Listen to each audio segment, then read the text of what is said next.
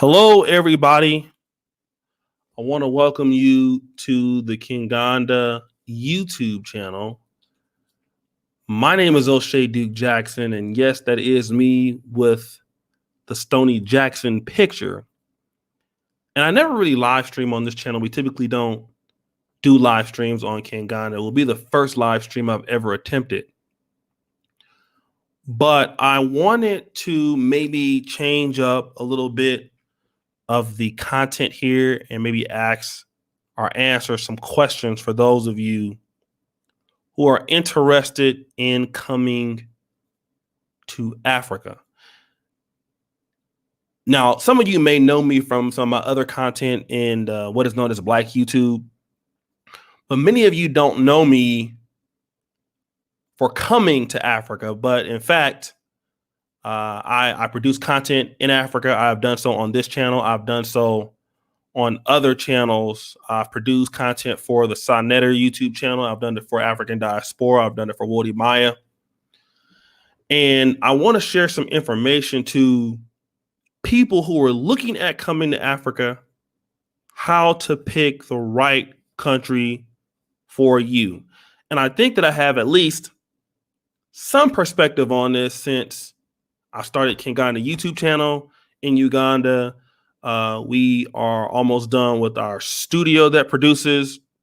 We have done many collaborations. We are in works of working with many officials in many different places. So I want to talk about my journey a little bit later, but I want to talk about those of you who are interested. What are some of the questions that maybe you might want to think about? And again, I've been to Africa over 11 times. So the number one thing is this. Are you interested in coming to Africa just because you've heard of the year of return, right? And, you know, obviously Africa is being empowered by much infrastructure. Africa is being empowered by the possibility of entrepreneurship, the possibility for you to come and connect with some of the roots that were taken from you because you were a descendant of slavery. But in picking the country, which one do you go to? Most of us as African Americans don't know which one to go to. Are we supposed to go to Nigeria? Are we supposed to go to Ghana? Are we supposed to go to Senegal? And then there are a lot of people on YouTube that have YouTube channels that are typically from the Ghanaian countries. You have some people that are in Nigeria, some people in Tanzania. And the most information is out in Ghana. So should you move to Ghana? Now, it's possible that it's good for you to move to Ghana or think about going there. But the number one question I would ask you is, have you even been? Okay. Have you been to Ghana? Have you been to Nigeria? Do you have family there? If you are, let's say, a African American, most likely you haven't been to Ghana. All right. You haven't been to Nigeria. So if you want to have this particular ability to be back to move to the continent, then the question you got to ask is which country? Now, let me kind of backtrack. Before you ask which country, thank you, success is certain. What skill sets do you have? All right. And we'll talk about the countries later, but let's kind of go. So we know you're interested in certain countries, but when you come to Africa, how are you going to support yourself? That's one of the things. And that's the most important thing, right? Before you even decide on the country. But you've been looking at content, you've been looking at countries, you've been looking at where you think you might fit in, whether it's English or Francophone, but how are you going to support yourself? And when you come to Africa, any of the continental countries, it's not like the United States. You can just go in and get a job. All right. It's not like you're in Britain. You can go in and apply for a job someplace and people are waiting to hire you. That's not how Africa works. That's how not much countries, in many countries in Africa, they don't work like that. As an African American or somebody from the diaspora, you're going to have to be a person that's going to be able to come in and start business. You're going to do it by either you're on social media. Some people are, Forex day traders. Some people are Bitcoiners. Some people have tech. Some people have the American dollar following you. And that's the number one question. Do you have the skill set already in place so when you come to Africa, you can actually start to provide for yourself? Now, some people work in NGOs. Some people work for Deloitte, international companies and stuff like that. But if you're not that person, what do you have or the ability to have to be able to do to come to the continent and be successful? Now, let me start with my own story here. I had no idea how that was going to work. But one of the things I did is I visited, right? So one of the great things, instead of going to Paris, instead of going to Rome, instead of going to London, take a trip to any country and just see what you can do there, or give an idea, right?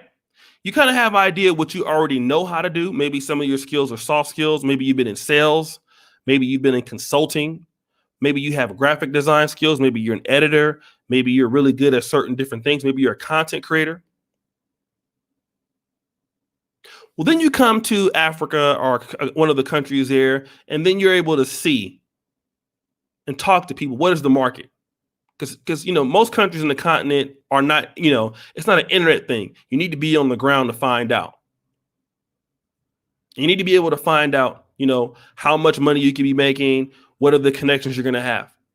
So first things are, what skills do you have? And this is very important because I see so many brothers and sisters coming into Africa with no skills and they have to go back.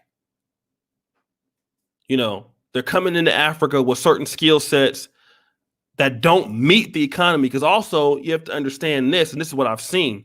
You can have skill sets that are in America for markets that don't exist in the country of your choice. For example, one of the brothers said he's from Rwanda, or he just came from Rwanda. Now, Rwanda is a country with only 12 million people. So that's a very small country. If you're coming from America, a country that has over 300 and, almost 40, 50 million people, where you have much industry, many types of industries, many different states, and you move to a country like Rwanda, well, you're missing a lot of potential business because those industries don't even exist in Rwanda. Those industries might even exist in Ghana. So what your skill set might not even exist in Africa. So either you're going to be the one that build that industry, or you're going to do something different. So you also have to look at that. All right. Now, but let me kind of also talk about this. What country provides you the best infrastructure and bang for your buck? We got to talk about this. I'm going to give some tips. Some of you who are going to be used to, let's say, a certain level of life, you like fast internet, you like Netflix, you run your business. A lot of us do business over the internet, and you need reliable internet security. This is something that you need to think about, okay? I'll be honest with you. On the continent of Africa, fiber internet, while it is available, it is almost sometimes double or triple the price of what is available in America. Okay? So you need to understand that. Like where I'm in Uganda right now, I'm doing an online business. I have a YouTube content creation network. I create content for other people. I have to have fiber internet. It's a must. Now, you may not need fiber internet, but for me, it's a must. There are only certain places in Kampala, Uganda, where I can access Zuku fiber internet. So wherever I stay in the same place because I know they have it. But that does limit the ability of my business, because my business, which is located in Kansanga, doesn't have access to fiber. So we might have problems uploading large files or sending large files to other people. However, if you're in Nairobi, Kenya, you don't have these problems. Nairobi, Kenya is built such that everywhere in the city has fiber. They have Zuku. They have, I believe, the other one that's Stati. What's the one that's owned by M-Pesa? Safaricom, right? Safaricom. What's the other one? Safaricom fiber. So, you have many options at reasonable prices. So if you have a business that's based off the internet and you want more internet reliability, maybe Kenya is on your list. Maybe if you're looking at certain things like that, you're looking at cost. Maybe Johannesburg, South Africa is on your list. Now, I know countries like Tanzania and Dar es Salaam, that also has a similar problem. because it can be expensive if you live in Masaki, places like that. But you also want to look at all of these things, right? Internet connectivity. You want to look at all of those things. Now, I will tell you this. East Africa is much cheaper than West Africa. All right.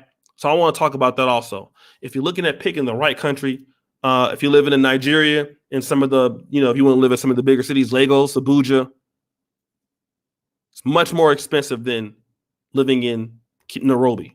Much more expensive than living in Kampala, Uganda. So you also want to look at that. How much am I paying to live in these places? All right. I know a guy right now that I interviewed. He lives in Kampala, Uganda. Lives in a nice 2-bedroom apartment. He's spending about $150 a month. It's a nice place, right?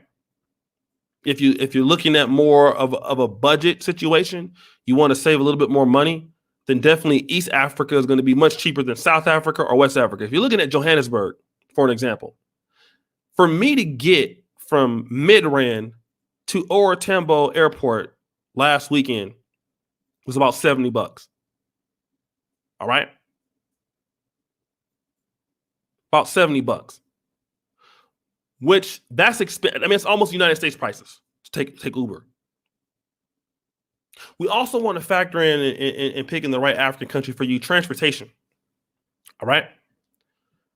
I can get around in Kampala, Uganda on the motorcycle bike, the Boda Boda, typically for anything I want to do about $2 to $3 a day if I'm moving out.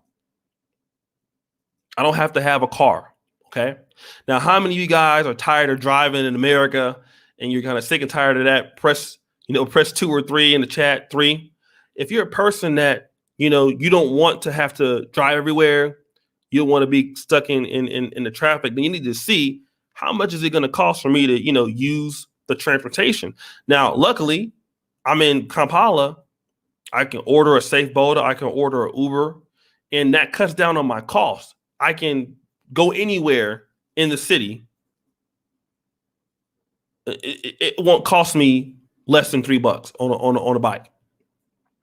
But if you're living in Cape Town, if you're living in Johannesburg, you're gonna need a car. All right. These are some of the things that you got to think about, because also remember, in a lot of spots in Africa, especially if you're in East Africa, the driver's side is not on the left side. So if you have a car in America, you can't send your car to Johannesburg, South Africa, because your driver's door is on the wrong side, right? The driver's door it's the British system, so it's on the right side. So then you have to factor in a car, right? You're going to factor in all of these other things. And then obviously, as you're buying a car, you're going to get hit with the import taxes. And it's not like the States. A lot of times when you come buy stuff like, in Ghana, Uganda, Rwanda, if you import those things, they are, because they don't make cars in Uganda. They do in South Africa, but they don't make them in Uganda. They don't make them in Kenya. All of those are extra costs that you got to pay. So all of this is going to have to be figured out into a monthly budget. So think about those things. Think about the internet connectivity of the country that you want to stay in, right? Think of the transportation, because food is relatively, depending on where you are, it's relatively cheap if you're a person that likes local food or whatever. But think about the transportation that you're going to need. Think about the internet connectivity. You want to think about the transportation. You want to think about the skill set that you have. All of those things are going to factor into which is the right country for you. And it goes more into how I feel about the country. And let me start there. A lot of brothers and sisters see a lot of vlogs going up. People in Ghana having a good time. People in South Africa having a good time. You might go to a city and you like the nightlife vibe there. But just because you're drawn to a city based off of those things, that doesn't mean that that's the right city for you or the right country for you. You need to be able to figure out all of those things, right? And I can go into more detail, but for example, if you have a business, and we got to talk about this, especially in the tech business side, what's some of the best places that you can employ people and get good help? I can tell you right now, Kenya, right? Kenya has some of the most talented people in tech. Whether you're talking about just Kenya is a tech hub. Okay. If I move to Kenya, I know I have access to some very talented people in tech. Whether that's in animations, graphics, video editing, videography, social media content, I know automatically Kenya is full of those people. And I know I can afford to pay somebody if I was able to live there. In South Africa, it could be the price is triple or quadruple. Now, although I might like Johannesburg, South Africa as a city, I might like the nightlife a little bit better than Kenya. If I want to operate a business, I'm going to pick Kenya over South Africa because look at all the other advantages that you have. It's cheaper. Transportation is cheaper. Like even catching the Uber in Kenya is about 10 times cheaper than in Johannesburg. All right, it's 10 times cheaper. Anybody that's been to took an Uber in Johannesburg and took an Uber in Nairobi, Kenya, will tell you it's cheaper. The infrastructure in Kenya is pretty good. And if you're a person that has children, the educational system, in fact, the Kenyan educational system is beating the South Africa educational system as far as scores from their students. So all of these things you got to take into advantage when you take into consideration rather when thinking about this. I want to also talk about establishing networks because I've been to Kampala, Uganda now 8 times. Not 1, not 2, not 3, not 4, not 5, not 6, not 7, but 8. I've purchased 8 visas. And all the times I've been here, I've spent probably now about 8 months in the country. Now, if you're African American and you don't know anybody, and you don't have any network or you don't have any, then you're going to spend this amount of time coming and going from Kampala or staying a long time and trying to meet up with people and do things. This is what it takes, though. All right. And that's why I wanted to start this channel to give, especially Blacks in America and the diaspora, some people that, okay, I can connect to, I can build a hub to people, I can connect with people. And before I even reach the continent, I actually have somebody I can find. For me personally, when I came to Africa, I knew one person, P-Mine. And all the other people, I had to build up my network as I go along. All right. If you are African American or somebody that doesn't have a tie to Africa, then unfortunately, you're going to have to do some similar things too.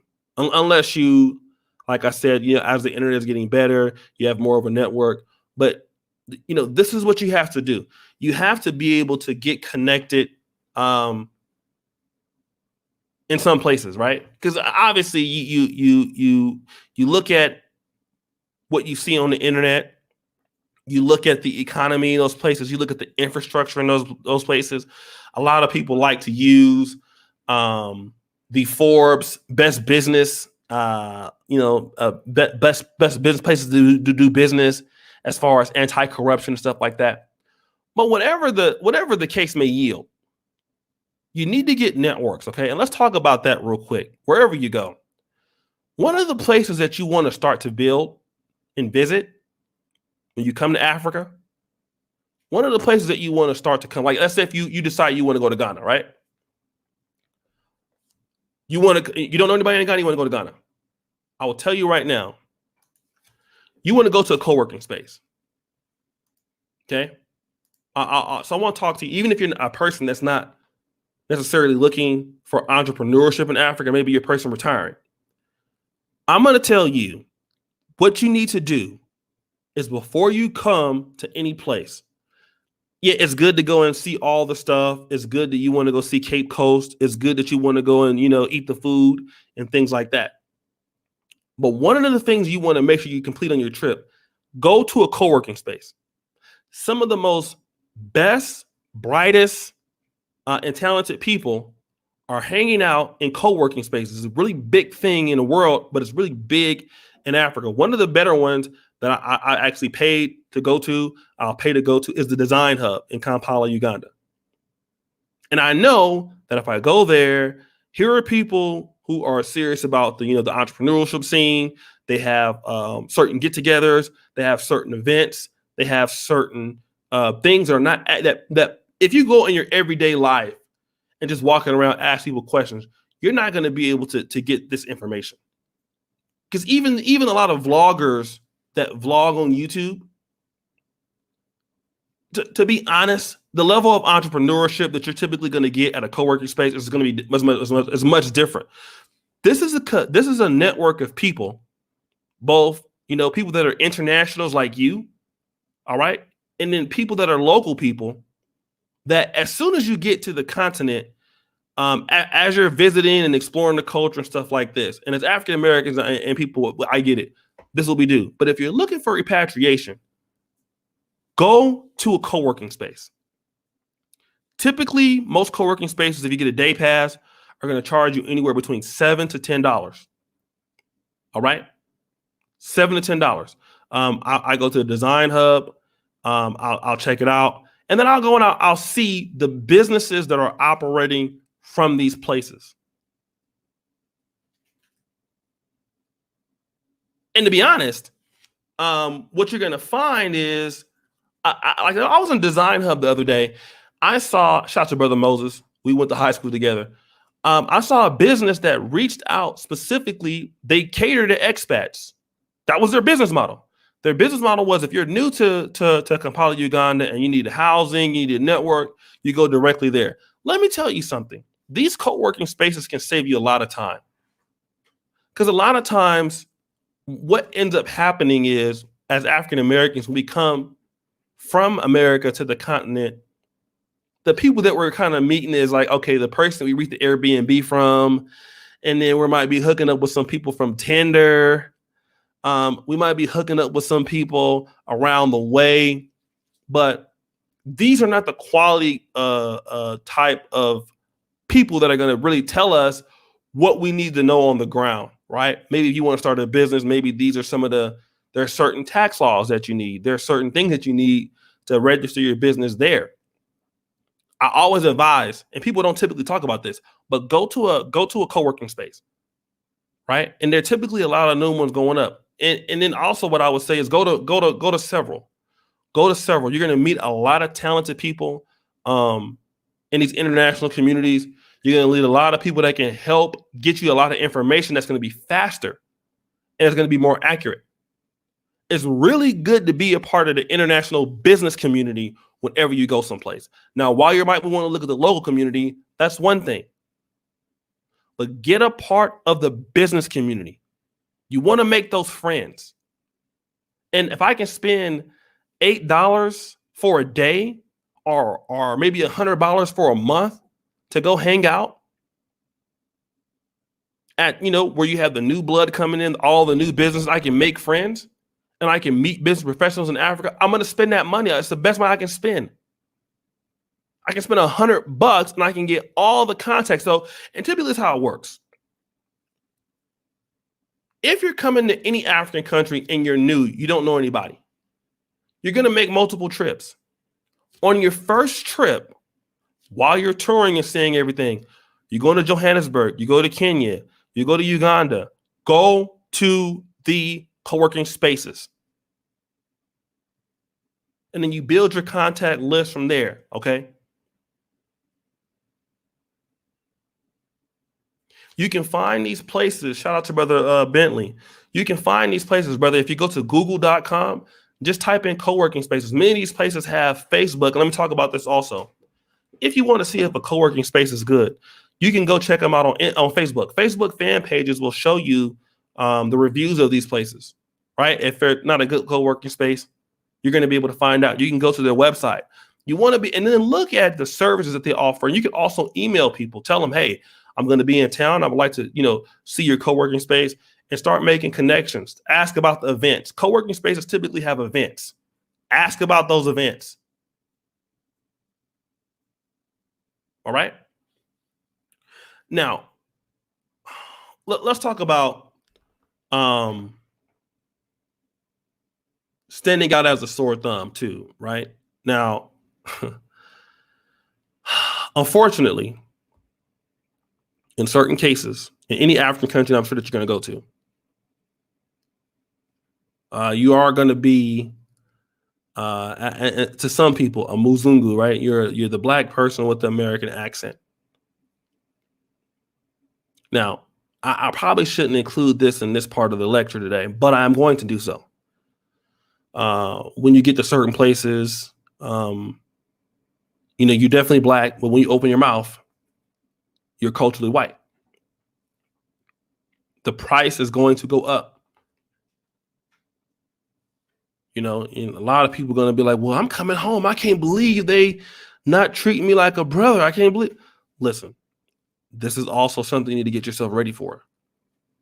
When you pick the right African country, you also must have the right mindset. Get it in your mind, you're going to get screwed over.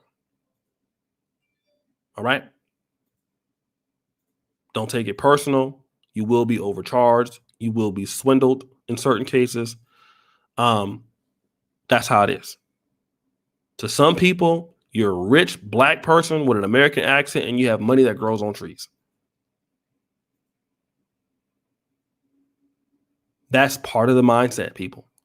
And I know a lot of brothers and sisters, they want to use that as an excuse as to why they're not going to come to Africa or whatever. No, don't let that be the excuse. But also have the mindset that you're coming over to a place and you come from America and you're privileged. Don't feel bad, because I'm going to tell you something. For some of the brothers that are from Nigeria, some of you brothers that are from Ghana, those of you who have lived, let's say for example, if you're from Nigeria or Ghana and you're raised in the United States, or you go back to those places after a certain amount of time, they don't even look at those people as being the same anymore. Right? So they're going to get it. So anybody from Nigeria, I don't know, Brother Big K's from Nigeria, anyone from Africa, when you've been in America for so long and you go back and you have an American accent, they look at you also as a foreigner. Here's the situation with that. It comes with the territory. No matter how African you may think that you are not a part of the culture. All right? And if it makes you feel any better, even people that's from the country that you want to go into, they get screwed over. They get swindled. They get ripped off. All right? It's no different than in America. But you need to have the right attitude. All right? You cannot be easily defeated by this kind of mindset. So just know whatever country you go to, this is going to happen.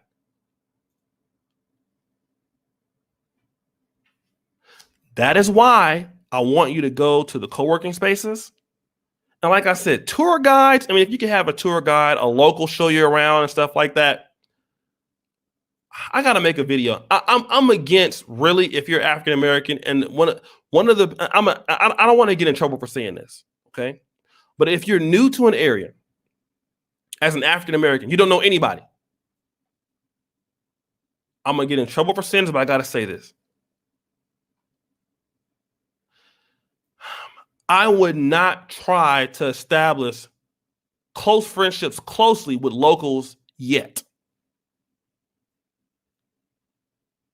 Me personally, I wouldn't do that. I'm talking about somebody that, and when I'm saying local is somebody that shows you around that makes less money than you, and you don't really know them. And I know that sounds bad, but hear me out. One of the things that is going to tick off a lot of people from Black America coming to Africa is that people that are supposed to be your friends are, they're going to ask you for money all the time. That's one thing that you got to have in your mindset. So let's say, for example, you met a friend that's a tour guide, you tipping them, paying him and all this or whatever, or her. And you establish a friendship with them and you have it and they don't. You're gonna get messages like, hey, what's going on, brother? And you're gonna be like, oh, no, nothing much. Oh man, yeah, brother, just looking for something to eat, man. I don't know what I'm gonna do.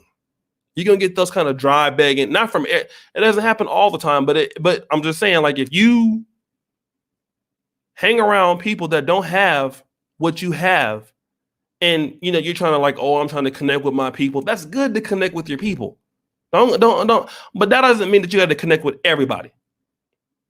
Okay.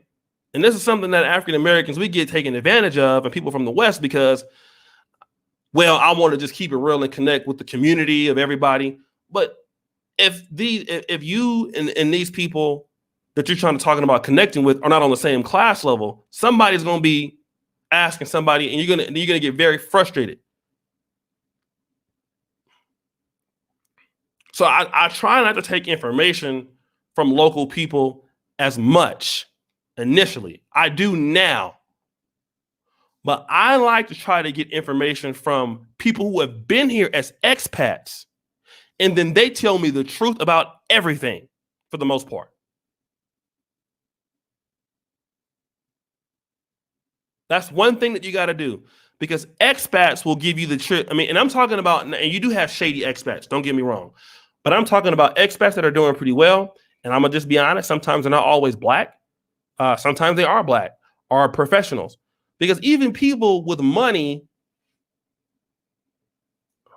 that are local can still, it's usually it doesn't happen, but but like I said, you want to get the game, and then that way you find out how much everything costs. Like, for example, when the Chinese come to Uganda and the Indians, you might overcharge them the first few days, but they know all the prices. Like, you cannot cheat Chinese people here in Africa. When Chinese people come to Africa, you cannot cheat them. They have a community. Some of them can't even speak English, but you can't overcharge them. They know the price. When they hire other Africans, they know the market of what things cost. The Africans can't beat them. They can't overcharge them. And that's not because the Chinese are going around hanging out with Africans getting information. The Chinese are getting information from other expats that live here. And that's how you get it. So that's what I want to tell you. You want to get these informations and get the game from other expats that have already been swindled or hooked line or whatever. And then you know what everything costs and everything, how much it should be, right? But if you want to hire a maid, don't just go out and hire a maid, right? I'm going to tell you, don't do that. Find out the stuff from people that have those services and how much, and get recommendations from people that you can trust. And then you find out how much those things cost. Because what you're going to find is if you take it from people, you're going to get, because what's going to happen is this. Sometimes local people do this. Local people, local people will do this. There's a lot of brokering of shady deals going on in Africa. So let's say, for example, you want to get curtains. Well, if it's, you don't know where to get them at, because there's so many places in the city. And Africa, in a lot of countries in Africa, they don't have like a Home Depot. They have a whole bunch of individual shops or stores. So some people have information that they know exactly where these places are at, and you might not know. So what they'll do is they'll go and tell this guy, like, hey, I got this guy that wants to buy curtains. I want in on a profit. So what they'll do is the curtains might be $50. So the guy will get 50, but they're going to charge you 90. And then the guy that gets the $50, and then the guy's going to broker the deal for another 40. See, when you go through local, sometimes they'll go and try to make deals for you, and then they're going to broker it and they're going to profit. I'm not saying it always happens, but typically I believe that it does happen. And there's somebody you thinking that's your cool, that's your buddy, your friend, and you go out and you find out from an expert, like, damn, I got took for all that money.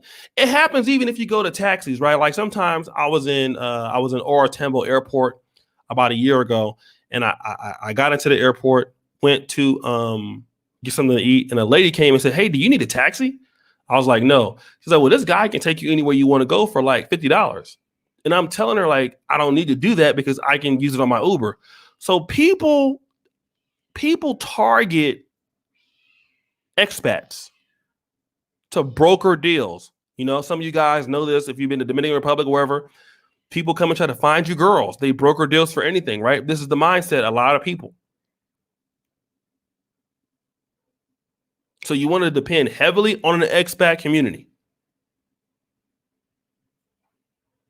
Sometimes they're going to be black. Sometimes it's not going to be black. Even in Africa, everything's not going to be black. All right.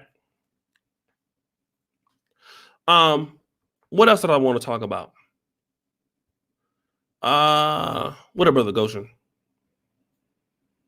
Let me talk about having the right mindset too. The right mindset comes with choosing Africa. Number one,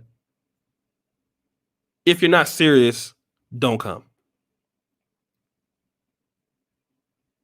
All right. I don't want to be mean to anybody, but if you're not going to be serious, you can't half-ass Africa. Half-ass any African country. This is something that you got to be committed to long term. You got to put your whole heart into it, put all your energy into it, and be serious about it. Okay? And I want to tell you right now, if you make your mind that this is what you want to do, don't look for instant results. Okay? Because you're going to have some people that are going to be able to tell you that, yo, I can make you a lot of money in Africa. I can do this. I can do that. It's like I'm telling you, it's a slow grind, right? Everything happens slower on the continent. There are different loopholes that you're not ready for. Is different taxes you're not ready for. Is power outages in certain places. You know, it's a grind. So you have to be ready for the grind. And if you've never had to build anything from the ground up, you have to have that mindset. Everything that you want to do here, you're going to do it. There are no banks to help you do it. There are no loans to help you do it. There's no advisory committee to help you do it. Once you decide that the continent is for you, this is where you want to be, you are going to do it. Everything. You're going to manage it all from the bottom.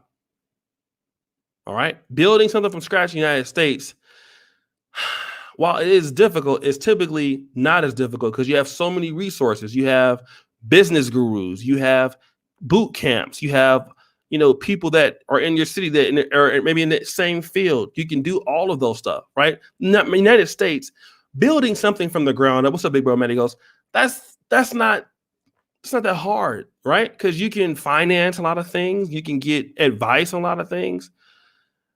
The continent doesn't work like that. All right. All of these things that you want to do on Africa, you got to do it. You're going to do it from your, motivation and all of that. Now, here's the situation. It's going to take a lot of times more time than you want to do. So you got to also think about that. Now, the rewarding parts of it are going to be good, right? Like even for me, even on this channel, I may have lost on the King Ghana project close to, I don't want to talk about, it's over $30,000. We're talking about equipment. We're talking about paying people. We're talking about getting the system together. All of those things.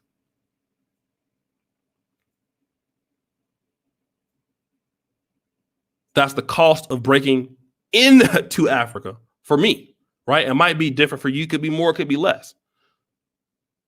But that's just doing that. And let me also say this. You have to be here. There is no, I'm going to send my money to somebody and invest in Africa from over, I'm going to give somebody $10,000 of my money and somebody's going to do the work for me. Unless you want to lose your $10,000, don't do that. As a person that is built this brand, networks from the ground up. I'm telling you, even if you had $100,000 and you could lose it, you have to be here. If you can't commit to being here, then just don't come. Just keep it as something that you visit every now and then. But if you're thinking about possibly living here and there are a lot of opportunities, you got to be here. You got to be here. You got to, obviously build a team that's talented, which is easy it's easier to do. I want to tell you guys that a lot of talented people on the continent, a lot of bright people here, a lot of people who are willing to put the culture. You have to install everything yourself. On top of picking the right country, on top of picking out if you want to own a car or not, on top of picking out, what you can afford, on top of picking out all the skills. So a lot of these questions you got to answer. And there's no one way to do this. Now, some people might have kids, some might not. But I'll go into greater detail in another live stream. But I wanted to kind of put this out there just in general, right? Because I feel that the continent is where African Americans are going to have the best opportunity in the future. The writing's on the wall. I don't think if anybody doesn't understand that, I don't know where you've been. The continent is where you're going to have the biggest growth potential. It could be, in business. It could be personal, wealth. It could be personal networks. It could be personal anything that you want to do. The way to do it, and if you're a person that's really about, you're a creative, you're a person that really wants to help the continent in many different ways and helping yourself, then there's no other place full of the talented resources and people than Africa. Nowhere in the world. But you're going to have to do this. And also, now you're not alone. There are a lot of people that have certain things, right? And also seek out people. I'm just one voice. You have people that have been living on the continent for 15 years. Shout out to African Diaspora channel. He has people that actually specialize in repatriating. And but this is what this content is about. It's about bringing the Black diaspora together and answer these questions. So I know that was a ramble, but I wanted everybody to understand that, a lot goes into picking out a particular country.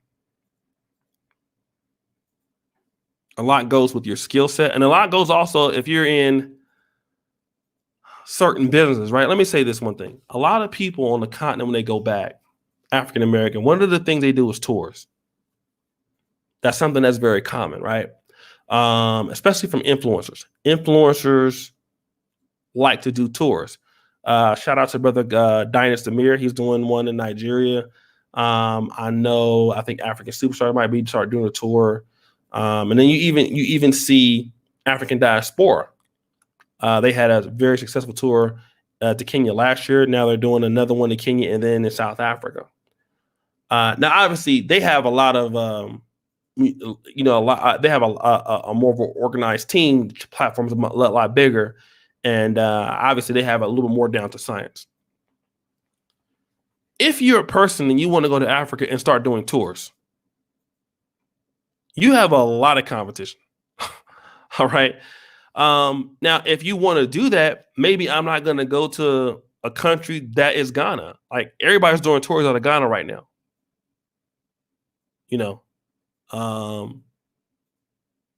Kenya is a big tourism place, right? South Africa is a big. Maybe I don't want to go. Maybe I don't want to go there. Maybe you want to go to Burundi, right? Maybe you want to go to South Sudan. Now, I'll also say this. I interviewed Brother Douglas the other day, and he said South Sudan is wide open. Now, obviously, they have some problems in South Sudan, right? But once they get those things straightened out, a place like South Sudan, there's less competition. I chose Uganda for my social media platform as the hub because of what it was, less competition. One of the things was less competition. Kenya, there are a lot more social media hubs out of Kenya, although I could have still did it there. But Uganda had just enough infrastructure, just enough, the rents were cheap, The government is a lot, relaxed. The people are talented, and the opportunity where I had less competition was here. I think I would have more competition, even though my field is a little bit different, even in Ghana. But you have to look at those things, because when you come into Africa, you're not just competing against other Africans. You're competing against the Chinese. You're competing against whites. You're competing against Indians. I'm going to tell you, Indians and Chinese and Caucasians and Europeans, they have very good business models in Africa. So you got to be good. All right. When you go to some of the better restaurants, I hate to say this, but the better restaurants in the continent, obviously you have like La Perini's in Uganda, but a lot of the better restaurants are going to be owned by foreigners. A lot of the better businesses are going to be owned by foreigners. So if you come in as an entrepreneur, especially if you're in a field like tourism, where you have people who specialize in that, they've been here for a long time, they're very good. If you're specializing in fabrics or clothing or, some of the easier things to get into, understand that you have a lot of people. Clothing is easy to get into. Anybody can compete with you in clothing in Africa, in most African countries. Fabrics, design, it's something that everybody's doing.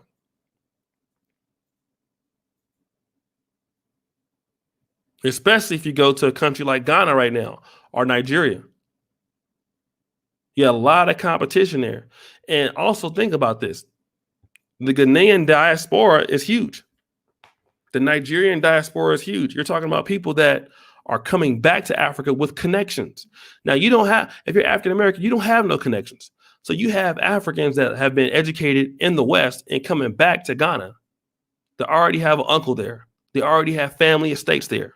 They're coming from Canada. They're coming from London. They're coming from Ireland. These people already have been set up, and now you're in competition with them, and they know people. And I'm gonna tell you like this: in Africa, there's a lot of nepotism going on here in the continent. You have a lot of people that look out for, their nephews. They look out for their friends, their tribes. They're looking at, and you're not a part of that. Nobody's gonna give you the helping hand because, oh, you're an African American, can you come out to Africa? No. So you need to be very strategic. Try to be as different as you can on the continent.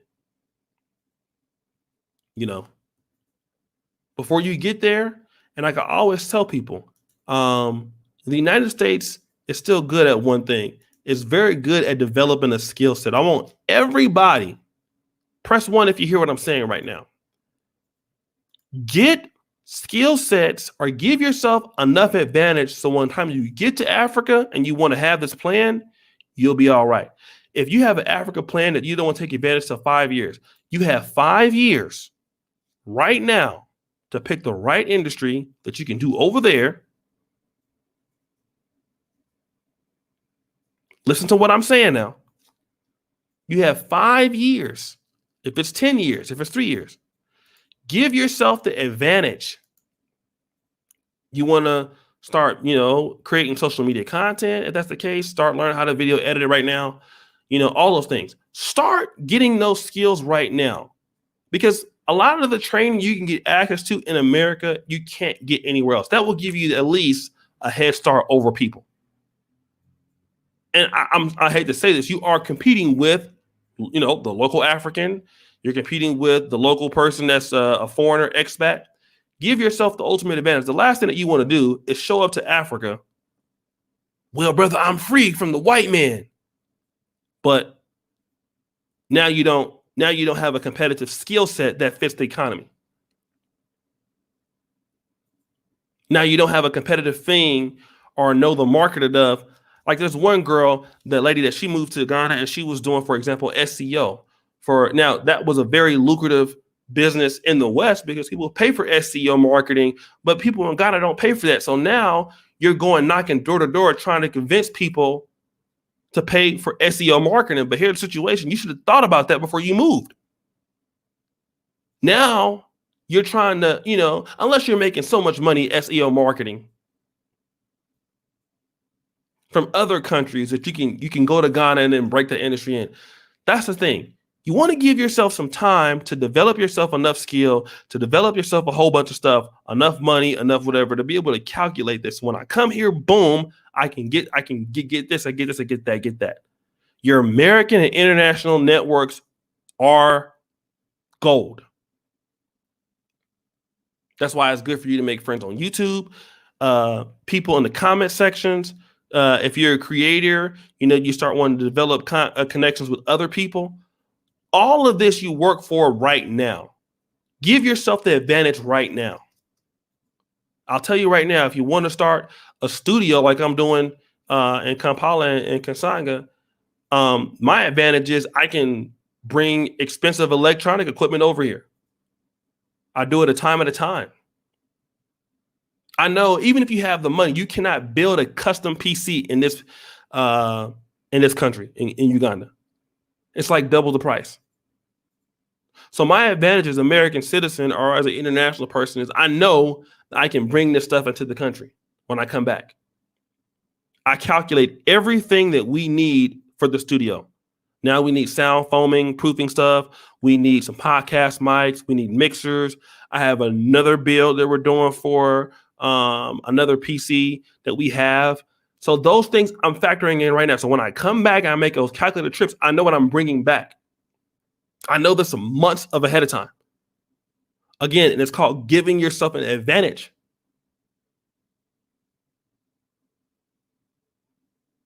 Give yourself the advantage now. But you're talking about making a big change in your life. Give yourself the advantage. In the United States, because of training, because of access to money, you have a lot of advantages over people. Use them. If you have an American passport, you're blessed. Seriously. You got access to American money, American hardware, American technology. Use it. Use it to get those skills. When you come there, you're gonna be able to benefit more. Now, also, last thing, if you have certain skills, you want to get into anybody in sales marketing right now, press 1, 3, something, 1, press 1. If you're a person, you're in sales, person, you're in marketing, person, you're in advertising. I'm going to give some good game right now. One of the things that you can do to establish yourself, whether you want to deal with the government officials, for example, and social media content, a lot of times people in Africa, the biggest people that you can deal with is like, let's say the tourism boards. You can deal with the investment boards and stuff like that. Now, obviously, these people, now that's if you're interested in living here full time. What you would like to do is when you go to them, ask them, can you email them? Can I do work for you for free? Okay.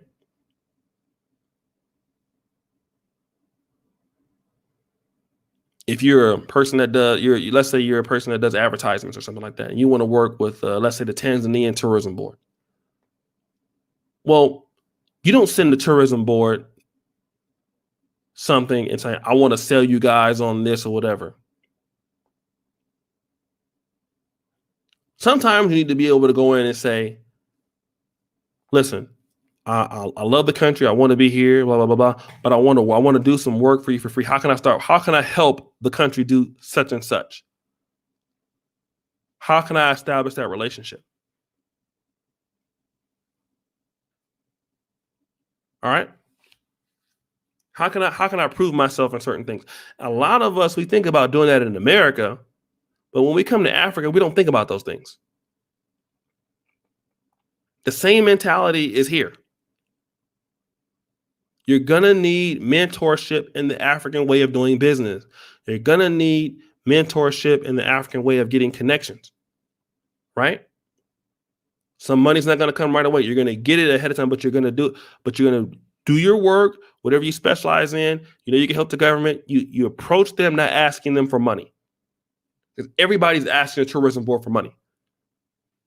Everybody's asking the embassy and wherever they're looking for money, right? I have a homeboy that is connected with the Nigerian embassy in Poland, and all the Nigerians in Poland are always asking for money, but none of the Nigerians are ever saying, "Hey, for the embassy, where the president might come through, what can I do to promote Nigeria and Poland so I can work with you and get connections?"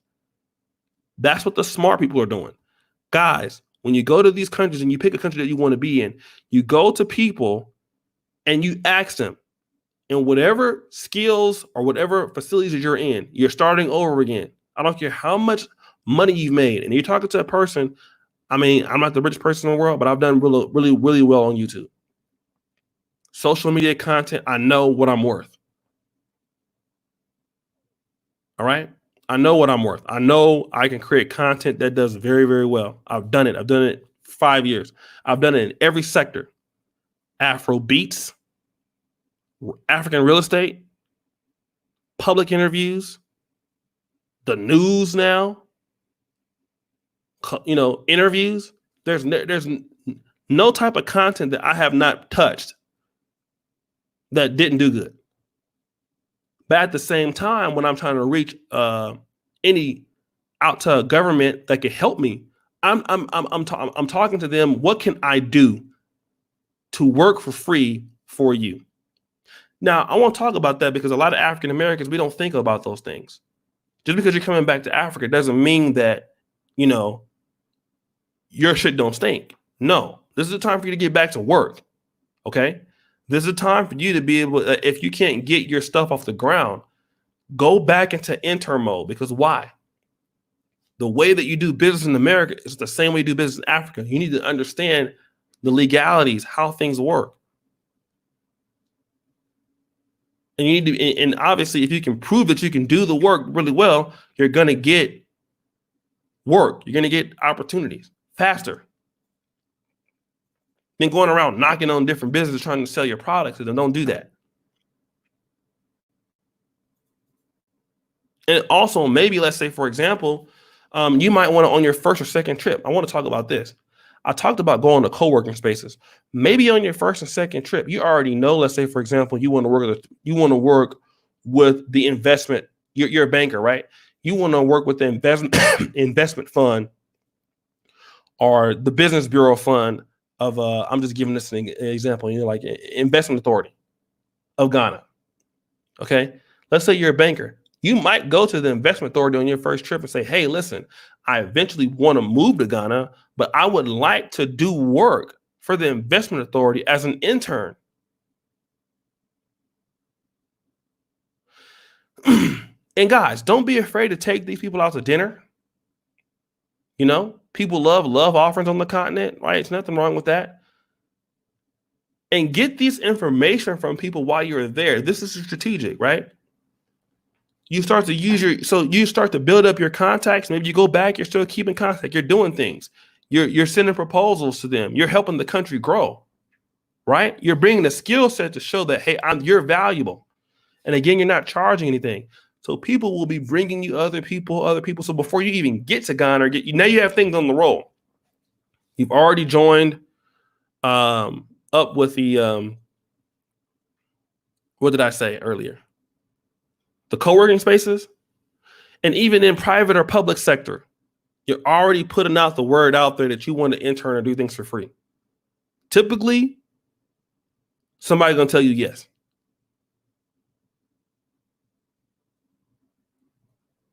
Those two things are missing from a lot of African Americans when they come to Ghana and want to read.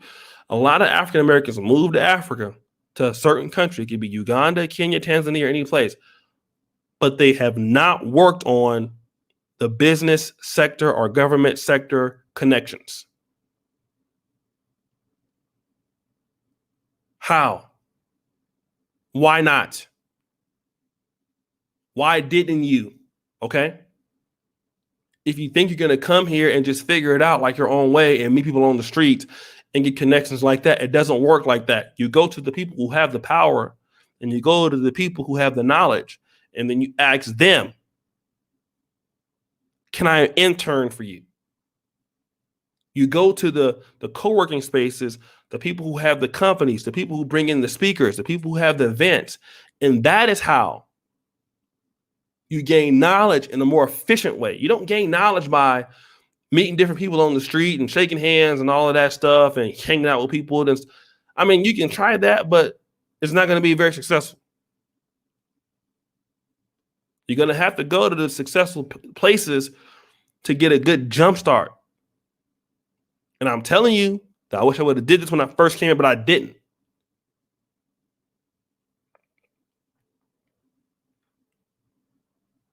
Last thing, save your time, okay? It's easy to lose time in Africa on the continent. Now, outside of Johannesburg, where you have good, you have good transportation and infrastructure. You want your efficiency, because my efficiency in America and in Europe, it's high, because the roads are really good. The traffic's not as bad. You can lose 4 or 5 hours of your day in Uganda or in Kenya in a car.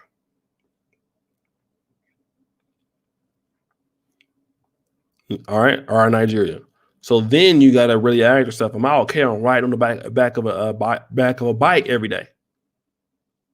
Because again, if you're doing business, if you're working, you need to be able to get to your meetings, get in and out. You don't have time to be pretty sitting in the back of the goddamn Uber and shit. You have to get to where you need to be. If your meeting is supposed to be at 9:30, well, we are in African time, but you need to be there at least by 10, right?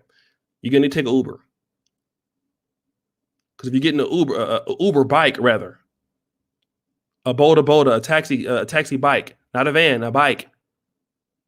A lot of y'all, depending on where you're going to go, if it's in West Africa, Nigeria, sometimes you're going to need to use the bike. And you need to be okay with that. Everybody is using the damn bike. All right? You got to be there. You got meetings you got to do. You got to think. Time is of the essence, and you can lose a whole day on a continent. So think about those things. I know I was kind of a little over the place, but I'll get some shout out to everybody in the building. I hope you guys enjoyed this. This is the first time I actually put together a stream like this. I want to make more content for the brothers and sisters on this channel from all over the continent, right? Hopefully, I know I focus on the Kenyan, Uganda pieces, but I would like to, for everybody that, depending on where you be interested in moving to or living to, I'd like to, connect with people and give you the information so that you save time, right? Time is money. And time is efficiency. And my goal is for anybody wanting to visit Africa or move to Africa, which I'm ultimately planning to do at least for 6 months out of next year, is because I'll be graduating the end of this year, and then I'll spend some time preparing for boards. I'll spend like 6 months out of the year in 2021. So if you have these kind of topics you guys want to talk about, let me know. Send me an email. We're still developing the content strategy over here, and we depending on what you guys would like to hear, we can include in it. I know I'm doing some work and stuff like that, but really this is about bringing in the East African community into the diaspora and vice versa, so that we can both contribute to one another. Right, we want to be able to let brothers and sisters know the opportunities, whether it be business related, whether it be just maybe a peace of mind related and stuff like that. We want to be able to answer all questions for those of you who do. So, guys, again, thank you so much. Thank you, Brother Perfect Beat. Thank you, SW1, George, Black Liger, Black Rain, Orfeo, Mark. Oh, Goshen. Thank you for the $100 super chat, brother. Thank you. Appreciate you. That's gonna definitely buy me about 17 wives in the Bible, brother. Like I said, no, but thank you so much for the support. So guys, we will definitely see you another time. All right. Peace and blessings.